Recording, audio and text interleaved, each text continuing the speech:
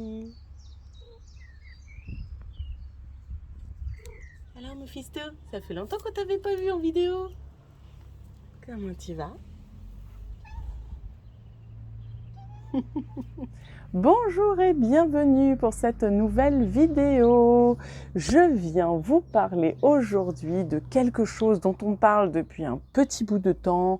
C'est comme les pervers narcissiques, c'est comme les burn-out, et bien il y a la procrastination. Ce sont les trois choses dont on entend le plus parler à notre époque.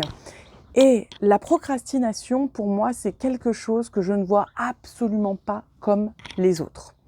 Et donc, je me suis dit, je vais venir apporter ma petite vidéo, histoire que si quelqu'un a besoin de savoir des choses sur la procrastination, il puisse avoir mon petit son de cloche personnel.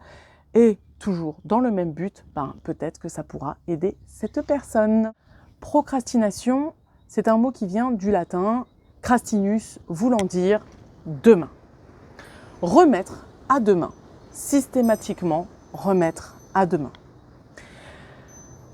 Alors, la procrastination est très mal vue. Procrastiner, ça veut dire, en gros, fumiste. On ne fait rien. On est feignant.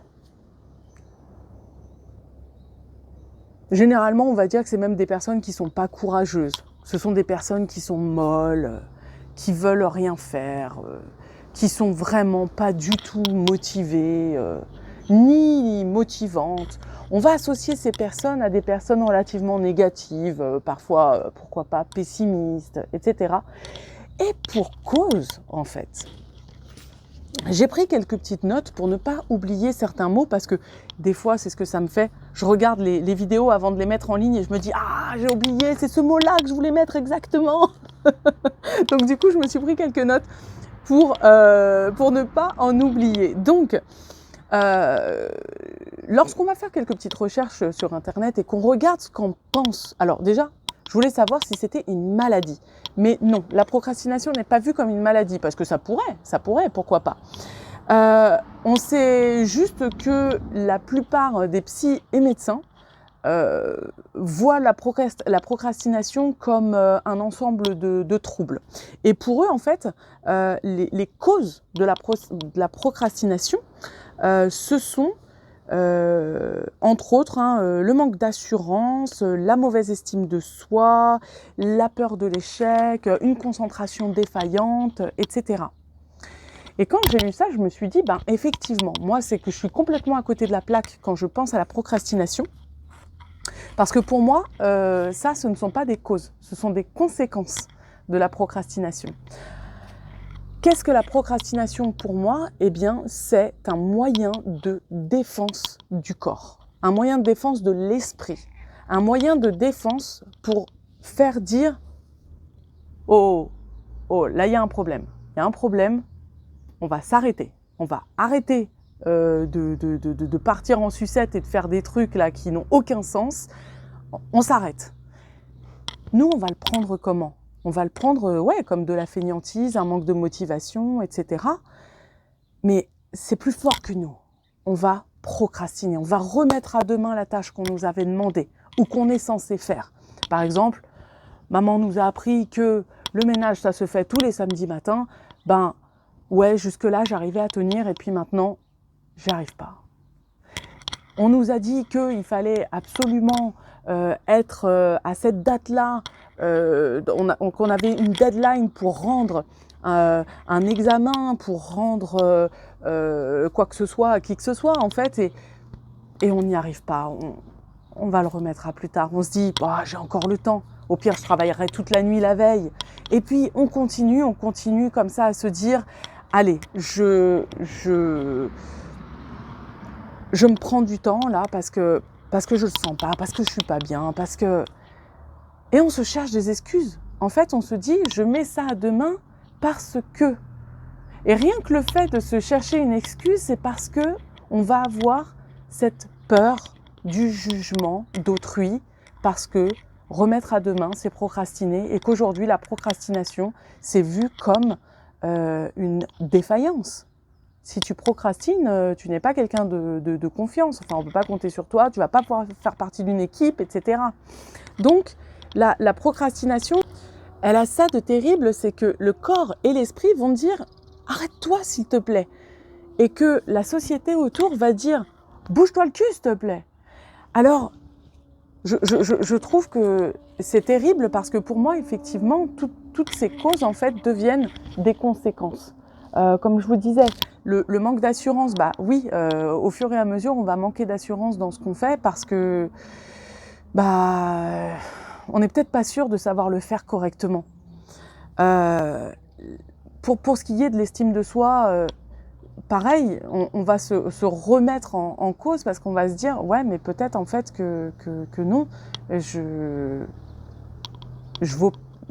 vaux rien en fait. Si je suis capable de procrastiner comme ça et de pas faire quelque chose correctement parce que de toute façon je vais le faire dans l'urgence et je vais le bâcler, peut-être je suis pas fait pour ça, etc. Pour ce qui est de la peur de l'échec, bah bien sûr, à force de procrastiner parce que on va pas faire quelque chose, on va se dire forcément on a une forme de culpabilité qui va arriver parce qu'il y a la fameuse peur, crainte du jugement d'autrui, et on va se dire ça va forcément échouer. Voilà, on va pas tergiverser 100 000 ans.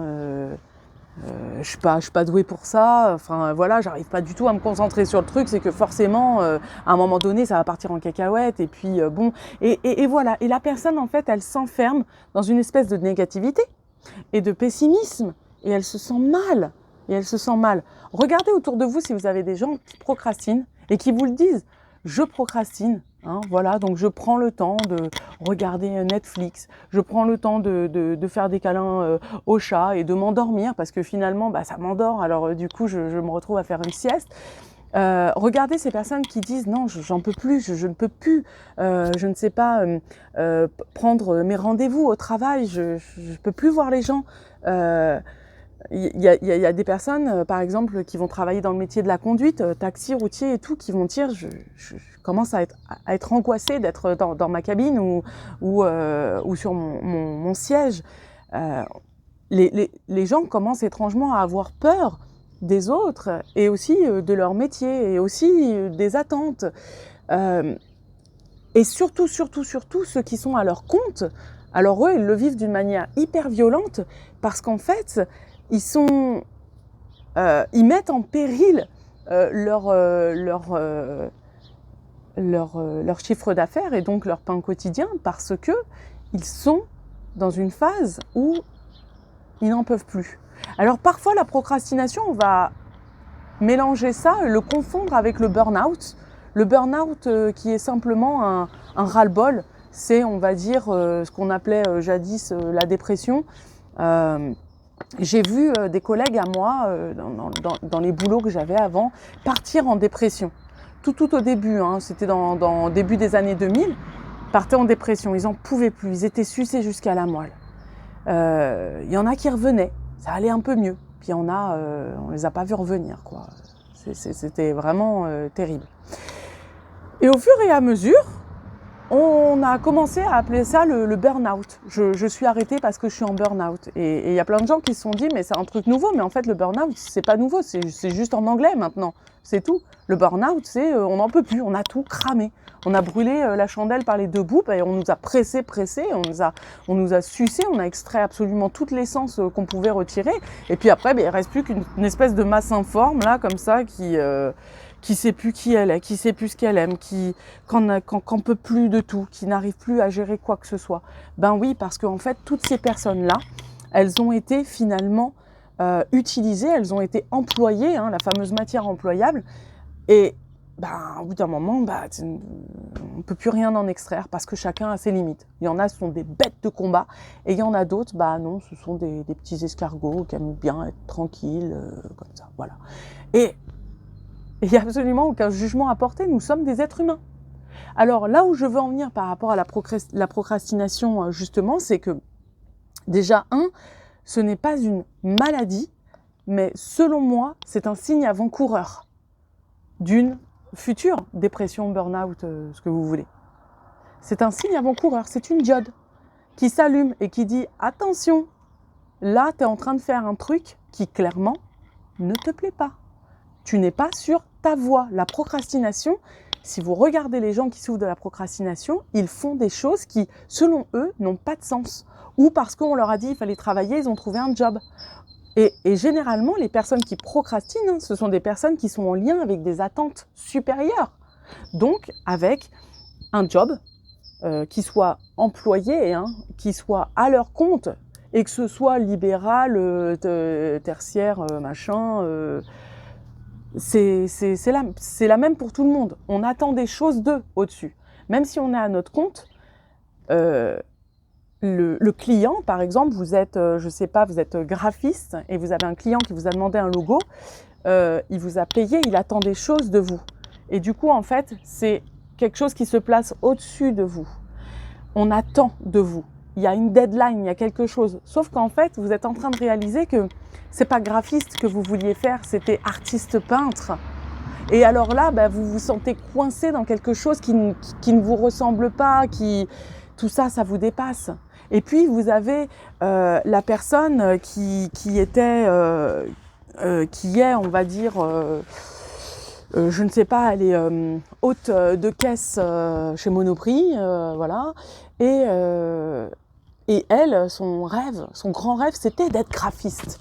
Alors elle, par contre, les deadlines, voir les trucs, je sais pas moi, on va dire inventer un logo, ça c'était vraiment son truc. Et elle est en train de mourir à petit feu, son esprit, son âme meurt à petit feu en étant hôte de caisse parce qu'elle est là où elle n'a pas à être en fait.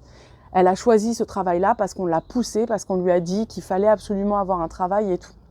Et c'est pour ça que souvent on va voir les gens qui râlent et qui disent « Oh bah ça va, hein, dis donc, elle fait la gueule celle-là » ou « Ah bah d'accord, il était super sympa ce mec-là, etc. » Mais en fait, le problème, c'est pas la personne et le fait qu'elle soit mal aimable, etc. C'est qu'elle est en train de faire un job qui ne lui plaît pas. Et parfois, elle n'en a même pas conscience. Elle est là en vie, pleine de tous ces battements de cœur disponibles pour faire de grandes choses et elle n'est pas à sa place. Mais parfois, vous allez avoir aussi une personne qui a juste envie d'être hôte de caisse. Le problème, c'est pas le job. Il faut de tout pour faire un monde, encore une fois. Et le problème, c'est pas le job. Il n'y en a aucun qui soit sot ou ingrat. Je connais personnellement une personne qui est hôte de caisse à Carrefour Contact et qui adore son métier. Elle adore, elle voit des gens, elle leur dit bonjour tout le temps, elle a toujours le sourire. Si on a besoin de quelque chose, on lui demande, elle est absolument ravie de vous dire où est-ce que ça se trouve, elle est à sa place. Et elle met du soleil dans le cœur des gens. Voilà, enfin, il n'y a pas de sot métier. Et tout est bien, tout est à sa place. C'est juste nous, en tant qu'humains, qui choisissons les mauvais endroits. Et on a peur de se remettre en question parce qu'on se dit, si je me remets en question, je vais prendre un risque. Si je prends un risque, je sors de ma zone de confort. Si je sors de ma zone de confort, je vais morfler.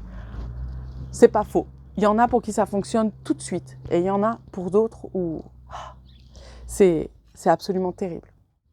Et alors, on va dire, la conséquence de la procrastination, c'est le stress, etc. Mais en fait, les gens ont déjà un stress. La cause de la procrastination, c'est le stress de ne pas être à sa place, de ne pas être sur sa voie. C'est le stress de sentir qu'on ne sert à rien ou que ce qu'on fait, ça n'a pas de sens ou de valeur. Ou alors, des fois, on va trouver de la valeur. Mais en fait, ce n'est pas à nous de donner cette valeur. Ce sera à une autre personne de donner cette valeur. J'ai compris, moi, que ma procrastination, en fait, c'était une absolue nécessité. C'était la guidance. On cherche toujours les guides. Valka, non. On cherche toujours les guides. On se dit...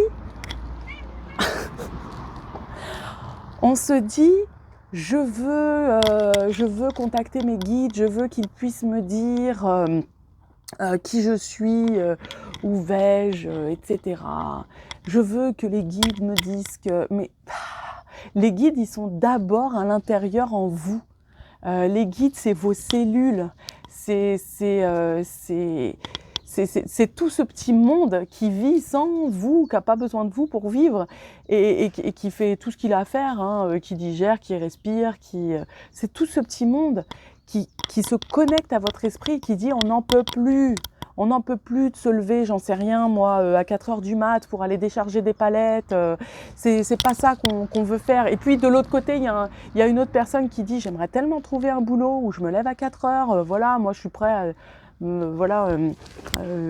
décharger des palettes et tout. Voilà, les gens, en fait, font des choses qui ne leur ressemblent pas et d'autres aimeraient faire des choses qui leur ressemblent. Mais chacun ne comprend pas le message de leur corps. C'est un peu comme un Rubik's Cube. Rubik's Cube. Bon, le truc avec toutes les couleurs. Et chacun essaye de mettre les faces d'une certaine couleur dans sa vie. Mais ça galère.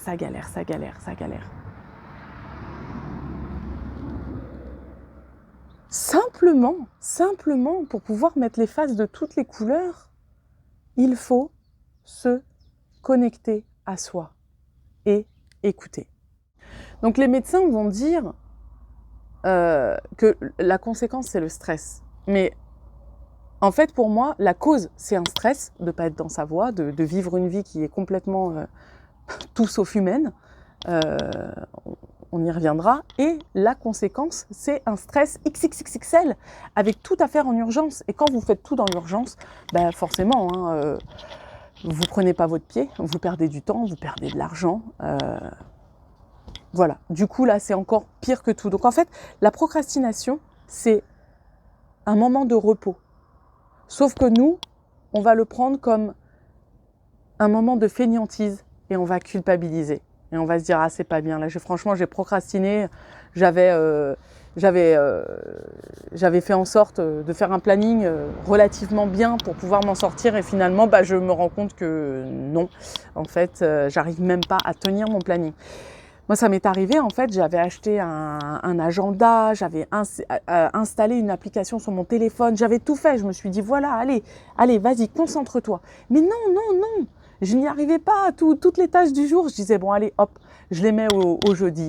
Et puis, arrivé au jeudi, je me disais, oh là là, je pourrais pas tout faire, puisque j'avais déjà des tâches prévues pour le jeudi. Alors, je redispatche et tout, et j'arrive le week-end, et le week-end, je peux pas me reposer finalement, alors je vais travailler. Et puis je me rends compte que la journée est pas assez longue puisque j'ai tout reporté systématiquement au lendemain. Alors je vais me lever plus tôt. Et c'est comme ça que j'ai foutu moi ma santé en l'air il y a quelques années de ça déjà. J'en avais déjà souffert parce que je me levais à 4h30 le matin pour aller faire des bougies, parce que j'avais pas eu le temps de les faire la veille, parce que la veille j'étais complètement crevée. Et puis on s'en sort plus. Et puis on n'en peut plus. Et justement, je voulais revenir là-dessus, c'est que oui, c'est un mode de défense du corps et de l'esprit, mais c'est aussi parce que nos vies sont dingues. La vie va trop vite et la procrastination est une sécurité. C'est le corps et c'est l'esprit qui disent « mais ça va trop vite !» Tu es un être humain, tu n'es pas un robot, on t'a pas encore inséré des puces dans la tête, tu n'es pas encore bionique. Donc, arrête-toi 2 secondes, s'il te plaît, arrête-toi, regarde, arrête-toi. Chut. Calme-toi. Écoute les oiseaux. Écoute le tracteur. Attends, regarde. Tu vois comme elles bougent là, Tranquille dans le vent du matin. Tranquille. Tu vois là les branches de l'arbre? Tranquille. Oh, calme-toi. Respire.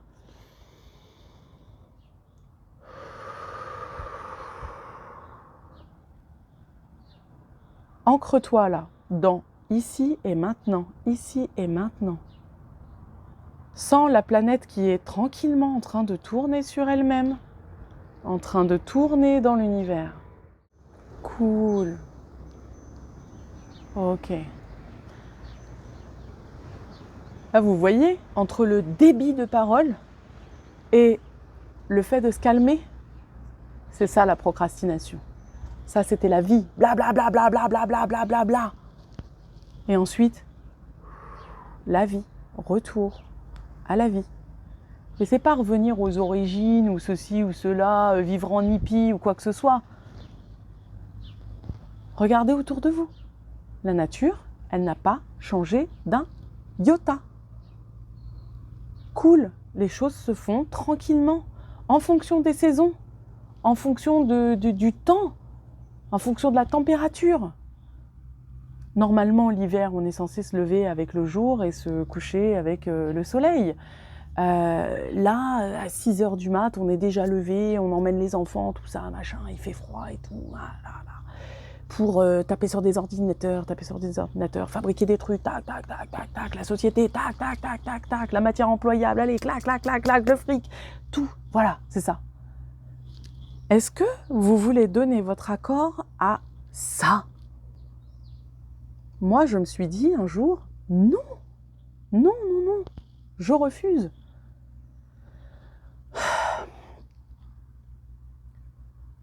Tout ce qu'on vit, en fait, nous rend dingue. Les gens vont vite, la musique va vite. Maintenant, on a des musiques depuis les années 90, dance, techno, trance, tout ce que vous écoutez. Écoutez les musiques qu'on vous met à la télé dans les dessins animés pour les enfants et tout. Glang, glang, glang, glang, glang, glang, ça secoue tout le monde. Ah. Imaginez votre eau à l'intérieur comme elle se secoue. Vous voyez ma bouteille? Voilà. Ok? Voyez l'eau, elle est tranquille. Ok? Je vais boire. Voilà, elle est tranquille. Voilà. Maintenant, cette eau, je la mets au contact de choses qui vont vite. Je la mets dans un train. Je la mets dans une voiture. Je lui fais écouter de la musique de ouf. C'est imaginez l'eau que vous avez à l'intérieur de vous, comme elle tremble. Déjà, on a toutes les ondes, etc., machin. Bon, on vit avec, on est bien content. Moi, je travaille avec Internet, donc je suis bien contente d'avoir les ondes et tout. Mais je reste consciente du fait que tout ça, ce sont des choses qui nous traversent et qui excitent nos molécules d'eau, comme dans un micro-ondes. Bien sûr, ce sont à des fréquences moins élevées, tout ça, mais constamment, ça tremble, ça s'agite à l'intérieur de vous. C'est pour ça que le retour à la nature est nécessaire. Une balade en forêt, s'asseoir sur un banc là où il y a un arbre, si vous êtes en plein Paris. Retrouvez un peu cet équilibre et arrêtez de trembler. Voilà. On se remet correctement dans l'ancrage. En anglais, will, W-I-2-L, c'est la volonté. Et well, W-E-2-L, c'est la source. Entre autres, hein, ça veut dire aussi d'autres choses. Well, c'est bien, hein, tout ça. Le divine will, c'est-à-dire la volonté divine, est égale à la divine well, la source divine. Donc on a la volonté divine et la source divine. Pour libérer la volonté divine en nous, dans notre vie, il faut libérer la source. Donc, comme on peut le dire en anglais, free the will, donc libérer la volonté, free the well, libérer la source. En fait, par la procrastination, il y a un immense barrage en face de vous. Que votre source, well, qui veut dire aussi bien, wellness, bien-être, la source est bloquée, elle ne peut pas couler, c'est bloqué, il y a un barrage. La procrastination est là pour vous dire, ouvre tes yeux. Vois ce qu'il y a en face de toi qui bloque. Pour ouvrir tes yeux et pour voir ce qu'il y a en face de toi, tu dois t'arrêter. Tu dois prendre un temps et nettoyer là, et regarder, voir qu'est-ce que c'est que ce barrage. Là où il y a une volonté, il y a une source. Pour que s'exprime la volonté divine en vous, c'est-à-dire ce pourquoi vous êtes fait, il faut libérer la source et casser le barrage ou rediriger la source pour contourner le barrage. Mais quoi qu'il en soit, il faut que la source trouve son chemin pour pouvoir s'exprimer à travers le monde vous ne pouvez pas exprimer qui vous êtes si vous êtes au mauvais endroit ou si on a construit un barrage. Parce que vous êtes un être humain, vous êtes une source qui a jailli dans ce monde et on lui a mis, alors pour certaines personnes, tout est parfait, tout est nickel. Et pour d'autres, on leur a mis des barrages. À cette source-là, on veut qu'elle prenne de la force. Et on veut qu'elle prenne d'autres minéraux en faisant d'autres contours, etc. Alors oui, vous êtes peut-être à un mauvais endroit à un moment donné, parce que ça n'accomplit pas du tout la volonté divine. Mais c'est peut-être parce que justement, il y a une nécessité à ce que votre eau creuse un nouveau chemin. Et c'est pour ça qu'on change à travers notre vie, parce que l'eau creuse de nouveaux chemins. Et donc on va être dans cette nécessité de creuser un chemin pour nous. Soit de faire que le barrage explose, et alors on va y trouver quelque chose derrière. Ce sera forcément avec l'aide de quelqu'un. En tant que source, vous ne pouvez pas péter le barrage. Il y aura forcément quelqu'un qui va vous aider à péter le barrage. Et le barrage peut être aussi des traumatismes. Hein. Ça peut venir de traumatismes ou de schémas erronés.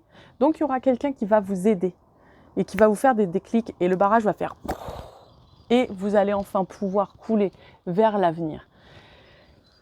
Mais si ce barrage, en fait, c'est vous qui l'avez mis tout seul parce que vous avez pris une mauvaise décision, entre guillemets, alors vous allez vous dire, bon, tant pis, le barrage, il est fait, il est là. Ce que je vais faire, c'est que je ne vais pas péter ce que j'ai construit, ça ne sert à rien, puisque ça va me prendre du temps et peut-être de l'argent ou autre, je vais contourner. Et c'est comme ça que dans notre vie, on va d'un job à un autre, d'une personne à une autre, qu'on éloigne aussi les personnes toxiques, etc.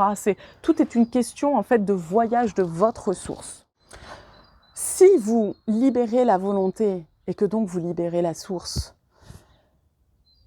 vous comprendrez en fait que quand vous travaillez, quand vous faites quelque chose où vous avez quelqu'un au-dessus ou des deadlines et tout qui vous mettent quelque chose au-dessus de vous, lorsque vous aurez libéré la source, vous aurez compris en fait que ce n'est pas vous qui travaillez. En fait, vous n'avez rien à faire. C'est Dieu qui travaille, c'est la volonté divine. Vous l'avez libérée, cette volonté divine, en étant là où vous souhaitez être. Et du coup, votre source est libérée et elle fera tout toute seule. Elle a jailli sans que vous ayez à vous dire « alors comment je vais la faire jaillir, où est-ce que je vais aller, qu'est-ce que je vais… » C'est pour ça aussi qu'on ne se souvient pas de quand on était dans le ventre de notre mère, de quand on est sorti, de tous ces prémices, de toute cette douleur, de toute cette… C'était pas notre affaire. Nous, on n'avait qu'une seule chose à faire, c'était jaillir, c'était être ici et maintenant. Et la volonté divine, c'est ce qu'elle souhaite, en étant toujours incarnée en nous à travers notre eau. Elle souhaite continuer de jaillir et d'abreuver les gens au passage. Chacun d'entre nous doit abreuver les gens au passage. La procrastination, vous l'aurez compris, elle est rien d'autre qu'une remise au point. Un reset offert par le plan divin, Dieu, l'univers, qui vous voulez. C'est un reset offert. On te dit, tiens, un bouton, appuie, tu verras, ça va aller vachement mieux. Mais sauf que là, on est, non, si j'appuie, qu'est-ce que vont dire les autres? Non, c'est pas possible. Et puis finalement, vous appuyez sur le bouton et vous vous dites, je suis une merde, je sers à rien, je fais rien, je fais dans l'urgence, blablabla. Et alors, au lieu d'appuyer sur le bouton et de vous dire, ça fait du bien. Tout s'est arrêté là, l'espace de 5 minutes. Même 5 minutes, ça suffit. Et là, vous avez le temps de prendre conscience, d'ouvrir vos yeux, de nettoyer la merde qu'on vous a mis dedans et de voir ce qui se passe. Et là, ça va mieux. Et là, hyper vite, vous pouvez prendre conscience et vous pouvez prendre d'autres décisions. Vite, comme ça. Mais sauf que nous, on fait durer la procrastination parce qu'en fait, on appuie sur le bouton et on fait angoisse, silence, je peux faire ce que je veux là tout de suite, je peux aller sur Netflix si je veux, mais c'est bizarre,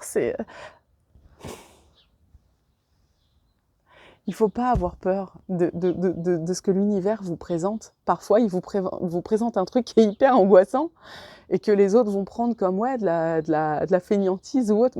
Mais non, non, c'est une aide. Vous vouliez que les guides vous parlent? Bah voilà, la procrastination, c'est votre guide qui vous parle. On est toujours en train de vouloir avoir des êtres de lumière tout autour de nous et tout, alors qu'à l'intérieur, vous avez déjà tout. Il y a les haut-parleurs, les mégaphones et tout. Vous entendez rien de l'intérieur parce que vous voulez entendre de l'extérieur, souvent de la part d'une autre personne. Mais c'est pas la peine, hein. C'est pas la peine. À l'intérieur, déjà, il y a tout ce qu'il faut. Vous avez été livré avec tous les accessoires. Vous êtes toute option. Vous êtes toute option. Il faut vraiment pas que vous ayez peur de la procrastination. Alors justement, j'avais mis sur mes notes, alors, les trucs pour éviter la procrastination. Alors vous avez, de tout ce que j'ai trouvé, hein, parce que j'ai fait un petit florilège sur Internet, faire des listes, essayer de trouver du sens à votre vie, vous coucher tôt, manger mieux, tacti, tata, papla, ne pas vous laisser distraire, prendre des applications de concentration, tout ça. Alors je vous avoue, attention. J'ai une application de concentration sur mon téléphone que j'adore. Je vous la présenterai, je pense. C'est parce que moi, en fait, j'ai tendance à être distraite parce que je suis obligée de garder la sonnerie sur mon téléphone en journée. Parce que mes enfants sont à l'école et s'il y a quoi que ce soit, je veux pouvoir recevoir les appels de l'école ou quoi que ce soit. Voilà, moi je suis une maman poule, hein, je m'en cache pas. Et donc, souvent ça sonne. Et cette sonnerie, c'est malgré moi, elle me distrait. Je me dis, c'est qui, c'est quoi, qu'est-ce qui s'organise, etc. Donc, ce que j'ai fait, c'est que j'ai commencé à me dire, bon, tu peux avoir, tu peux être joignable en cas d'urgence, mais il faut que tu puisses rester concentré. Alors j'ai été sur le Play Store, là, j'ai été trouver une application, et j'ai une super application de concentration, qui fait que si jamais dans mes numéros favoris urgents ça sonne, eh ben ça sonne, voilà.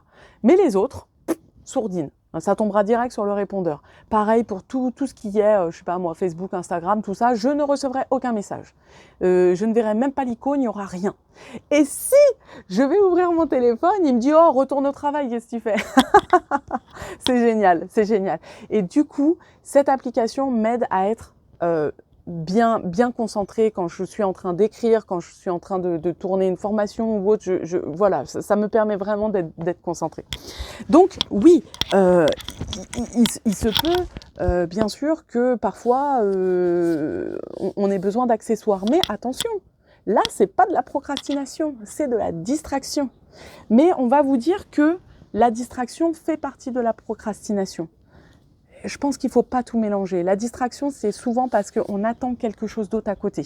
Donc, si avec une appli, vous arrivez à le régler, c'est pas de la procrastination. Si avec l'appli, c'est pas réglé, ça veut dire que clairement, vous êtes en train, effectivement, non pas d'être distrait, mais d'être carrément pas concentré et motivé par ce que vous faites. Voilà, si ça peut vous aider. On va vous dire aussi de vous mettre des alarmes. De telle heure à telle heure, je vais faire ci. De telle heure à telle heure, je vais faire ça, etc. On vous demande de planifier. On vous demande d'être encore plus un robot que ce que vous êtes un robot. En gros, votre procrastination est en train de vous dire... non, votre corps est en train de vous dire, excusez-moi, je te mets en procrastination là parce que tu es en surchauffe. Et on vous donne des conseils qui vont vous aider à être encore plus en surchauffe. Moi, ça me fait halluciner, quoi. Enfin, d'un point de vue spirituel, c'est quelque chose où je me dis, c'est grave. C'est grave, en fait. Bref. Pour moi, comment faire pour ne plus procrastiner? Bah, c'est simplement accepter d'appuyer sur le bouton reset. Ou pause. Ou ce que vous voulez. Snooze. Ouais, ça peut être un snooze. Parce qu'il va ressonner un peu plus tard, au cas où si... Ouais, snooze, c'est bien. C'est le bouton snooze des radios réveil. Je pense, oui, sincèrement, que le mieux, c'est d'accepter, en fait. C'est d'accepter cette diode, qu'elle s'allume. C'est d'accepter le bouton qui vous est donné. C'est d'accepter le fait de... Ben non, peut-être vous n'êtes pas sur la bonne voie. Donc, arrêtez-vous. Arrêtez-vous et réfléchissez un instant. Selon moi, c'est la meilleure option possible pour la procrastination. Je vais vous donner un exemple. Vous êtes, mettons, voilà, vous êtes graphiste. On vous a dit, voilà, je veux un logo pour mon entreprise. Mais je ne veux pas du tout que vous utilisiez le style de couleur que vous avez dans votre book. J'ai bien vu que vous faisiez un peu comme ci, comme ça, que vous aviez tel trait, telle façon de faire, mais moi, je veux pas ça. Je veux absolument ça, comme ça. Je veux que vous me le rendiez à telle date et je veux que vous me fassiez en plus ce prix-là. Voilà. Et vous allez accepter. Vous allez accepter parce que faut que vous mangiez, il faut que la boîte elle tourne, etc. Puis il faut que le client soit content. Sauf que depuis le début, en fait, que la personne vous a dit ça, il y a une petite voix à l'intérieur, un guide, qui vous a dit « Tu sais bien, ça c'est pas pour toi, tu sais pas travailler comme ça et tu n'aimes pas travailler comme ça. » Sauf que vous avez dit oui, parce que voilà, ça fait quand même une rentrée d'argent conséquente dans le chiffre d'affaires. Donc vous avez dit oui. Sauf qu'en fait, vous vous apercevez que quand vous vous mettez au travail, c'est l'enfer. Parce que vous ne pouvez pas laisser exprimer votre source. Vous ne pouvez pas laisser exprimer ce fameux divine will, cette volonté divine. Elle ne peut pas s'exprimer. Parce qu'on vous a dit, tu voulais couler à gauche? Ouais, non, mais moi, je veux que tu coules à droite. Ah! Mais en fait, j'ai pas creusé de chemin pour aller là-bas. Et en fait, si je creuse le chemin, j'ai l'impression que ça va être la galère parce qu'en fait, il y a un mur. Donc, oui. Voilà. Je pense que je vous ai tout résumé. Voilà. Soit vous êtes à votre place et alors on vous a contraint, ou alors vous n'êtes pas à votre place et vous vous êtes contraint tout seul. Vous avez absolument le choix. Il y en a beaucoup qui me disent « mais j'ai pas le choix ». Vous avez le choix. Vous avez le choix. Le reste est une question de courage, de sortie de zone, de prise de risque, mais vous avez toujours le choix. Vous avez le choix soit d'être dans le confort ou soit d'être dans l'inconfort. Et d'être dans un confort qui vous rend malheureux ou dans un inconfort qui vous donne des émotions incroyables. Qu'est-ce que vous voulez faire dans votre vie? Qu'est-ce qui vous fait le plus vibrer? Quand vous touchez un objet ou quoi, je ne sais pas, par exemple, vous êtes un mécano et quand vous touchez des livres, ça vous rend incroyablement bien. Et vous avez toujours voulu, je ne sais pas moi, travailler dans l'édition, par exemple. Foncez, faites en sorte de réaliser votre vie. Elle est trop courte, cette vie. Encore ce matin, je parlais avec quelqu'un qui me disait « j'arrête tout, c'est pas moi, je peux plus, j'ai mis du temps, j'ai mis de l'argent, j'ai mis de l'énergie et je n'en peux plus. » Et j'ai félicité cette personne-là en disant « bravo, bravo ». Parce que elle me dit « je sais que ça va être dur, je sais que je vais en chier, je sais que je vais perdre de l'argent, mais j'en peux plus. » Et je lui ai dit « bravo, tu vas voir, tu vas être merveilleusement bien. Tu vas retrouver ta vie. Tu vas retrouver toute la beauté de la vie parce que tu vas être hydraté et tu vas hydrater les gens en laissant jaillir ta source, en la laissant aller sur ce chemin qui est le tien finalement. Tu vas t'hydrater toi, tu vas hydrater tout sur ton passage. Tout est une question d'eau, encore une fois. Donc, quelle source êtes-vous? Où est-ce que vous voulez couler? Qui vous voulez hydrater? Après, si vous avez envie de rester comme ça devant votre barrage et d'inonder votre vie jusqu'à la noyade, ce sera votre décision. Ce sera votre décision. C'est vous qui aurez voulu votre vie comme ça.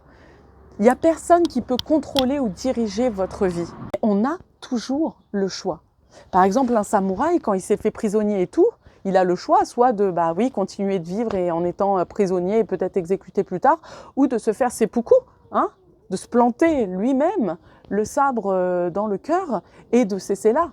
Il a le choix. On a tous le choix de tout. Donc, pendant une période de procrastination, ne forcez pas. Ne forcez pas. Ne forcez pas. Vous l'avez compris? Ne forcez pas. Vraiment, c'est la plus grosse erreur que vous puissiez faire lorsque la procrastination arrive. Lorsque la procrastination arrive, ça veut dire que vous avez appuyé sur le bouton. Si vous avez appuyé sur le bouton snooze, ça veut dire prenez le temps, là, pendant ces 5 minutes avant que ça ressonne, de faire en sorte de faire une remise en question, de toucher des objets, de voir ce qui vibre en vous, qu'est-ce que vous aimez, voilà. Et si vous forcez, le bouton va se représenter et vous allez rappuyer dessus et rappuyer. Sauf qu'à chaque fois, vous allez rappuyer et qu'en fait, vous n'allez pas faire la remise en question, vous n'allez pas réellement regarder ce qu'il y a en face de vous, le barrage et tout. Au bout d'un moment, en fait, je sais pas si vos radios réveil c'est pareil, mais au bout d'un moment, snooze, il fonctionne plus. Vous appuyez et en fait, il ne revient plus. Et du coup, vous dormez et vous vous réveillez et il est très tard. Et vous êtes à la bourre. Et ça peut vous faire perdre votre job et tout, et déboucher sur un burn-out. Moi, je vous dis, je vous prends des trucs extrêmes.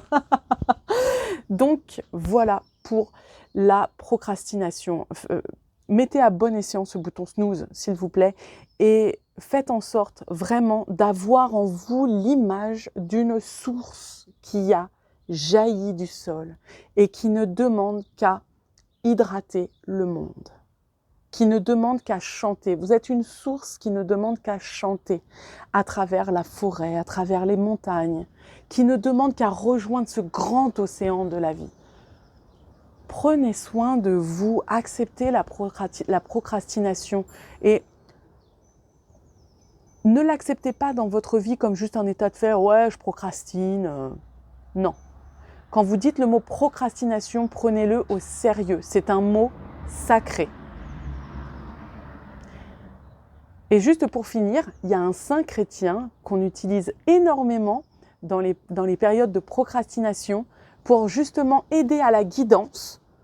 C'est saint Expédite. Saint Expédite, il a sous le pied un corbeau qui tient dans son bec un ruban où il était écrit « cras ». « Cras » qui veut dire donc « demain », le mot latin « crastinus ». Et sur sa croix qu'il brandit fièrement, il est écrit « Hodie ». Hodie qui veut dire « aujourd'hui ». Saint Expédite, c'est « ne remets pas à demain ce que tu peux faire aujourd'hui ». Mais Saint Expédite, c'est aussi la volonté, la motivation, la foi ancrée dans le cœur. Saint Expédite sait où il va, il est musclé, c'est un centurion, il sait où il va, il est fort de toute sa connaissance, de toute sa foi, et il fait ce qu'il aime. Saint Expédite, on lui a dit « renie ta foi » et finalement il a fini décapité. Donc, essayez au maximum, si vous n'y arrivez pas tout seul, de demander éventuellement à Saint Expédite son aide pour ne pas remettre à demain. Comment faire pour ne pas remettre à demain? Comment fortifier sa foi et quel chemin prendre? Et surtout, avoir le courage de prendre un nouveau chemin, malgré le jugement d'autrui, malgré la peur. Sur ce, je vous souhaite tout le meilleur. Je vous souhaite un beau jaillissement. Je vous souhaite de serpenter dans les vallées. Je vous souhaite une belle hydratation. N'oubliez pas de boire, s'il vous plaît, n'oubliez pas de boire.